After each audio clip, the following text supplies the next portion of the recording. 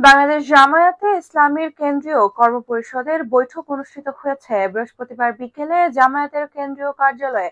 দলের আমির ডক্টর শফিকুর রহমানের সভাপতিত্বে এই বৈঠক অনুষ্ঠিত হয়। বৈঠকে সংগঠনের নায়েবে আমিররা এবং ভারপ্রাপ্ত সেক্রেটারি জেনারেল সহ কেন্দ্রীয় কর্মপরিষদের সদস্যরা উপস্থিত ছিলেন।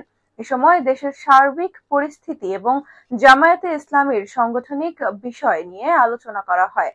আমিরে জামায়াতে ডক্টর শফিকুর রহমান বলেন, বর্তমানে দেশ একটি ক্রান্তিকাল অতিক্রম করছে।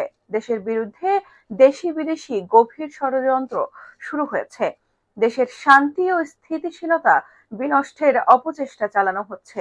এ অবস্থায় দেশের সবাইকে সজাগ ও সতর্ক থাকতে হবে।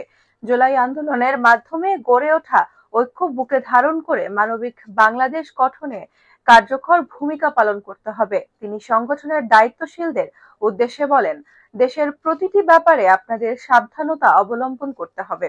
সর্বাবস্থায় ধৈর্য, সহনশীলতা, মহান আল্লাহ তাআলার উপর তাওয়াক্কুল ও ইনসাফের ওপর দৃঢ় থাকার চেষ্টা করতে হবে। কোনো কথা এবং বক্তব্য মন্তব্য করার সময় সর্বোচ্চ সতর্কতা অবলম্বন করতে হবে। কোনো উস্কানি কিংবা অপ্রীতিকর ঘটনায় জড়ানো একেবারেই ঠিক হবে না। সর্বোপরি সকল শ্রেণী পেশার মানুষদের সাথে নিয়ে মানবিক বাংলাদেশ গঠন কার্যকর ভূমিকা পালন করতে হবে। আশা করি আপনারা সকলে বিষয়টির দিকে গুরুত্ব সহকারে নজর দেবেন।